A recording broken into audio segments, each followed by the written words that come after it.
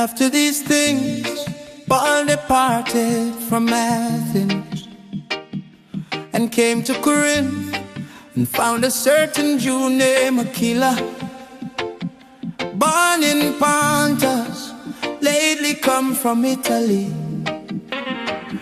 with his wife Priscilla, because that Claudius had commanded all Jews to depart from Rome, and came unto them.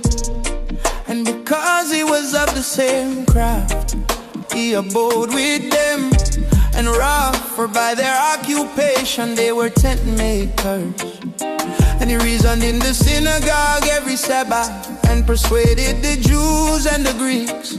And when Silas and Timotheus were come from Macedonia, Paul was pressed in the spirit, and testified to the Jews that Jesus was Christ. And when they opposed themselves and blasphemed, he shook his raiment and said unto them, your blood be upon your own heads, I am clean. From henceforth I will go unto the Gentiles. And he departed thence, and entered into a certain man's house named Justus, one that worshipped God, whose house joined hard to the synagogue. And Crispus, the chief ruler of the synagogue, believed on the Lord with all his house. And many of the Corinthians hearing believed and were baptized. Then spake the Lord to Paul in the night by a vision, be not afraid, but speak, and hold not thy peace, for I am with thee, and no man shall set on thee to hurt thee, for I have much people in this city. And he continued there 1 year and 6 months, teaching the word of God among them. And when Gallio was the deputy of Achaia, the Jews made insurrection with one accord against Paul, and brought him to the judgment seat, saying, this fellow persuadeth men to worship God contrary to the law. And when Paul was now about to open his mouth, Gallio said unto the Jews, if it were a matter of wrong or wickedness, O ye Jews, reason would that I should bear with you. But if it be a question of words and names and of your law, look ye to it, for I will be no judge of such matters.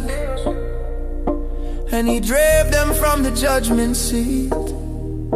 Then all the Greeks took Sosthenes, the chief ruler of the synagogue, and beat him before the judgment seat. And Gallio cared for none of those things. And Paul after this tarried there yet a good while, and then took his leave of the brethren, and sailed thence into Syria, and with him Priscilla and Aquila, having shorn his head in Centra. For he had a vow when he came to Ephesus, and left them there, but he himself entered into the synagogue, and reasoned with the Jews. When they desired him to tarry longer time with them, he consented not, but bid them farewell, saying, I must by all means keep this feast that cometh in Jerusalem, but I will return again unto you if God will. And he sailed from Ephesus, and when he had landed at Caesarea, and gone up and saluted the church, he went down to Antioch.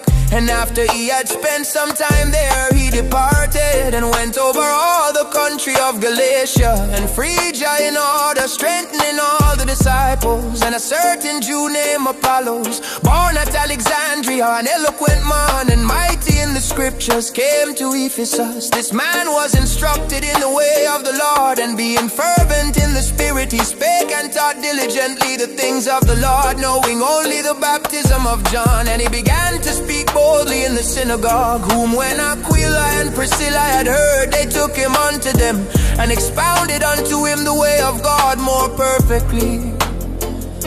And when he was disposed to pass into Achaia, the brethren wrote, exhorting the disciples to receive him, who when he was come helped them much which had believed through grace. For he mightily convinced the Jews, and that publicly, shewing by the scriptures that Jesus was Christ.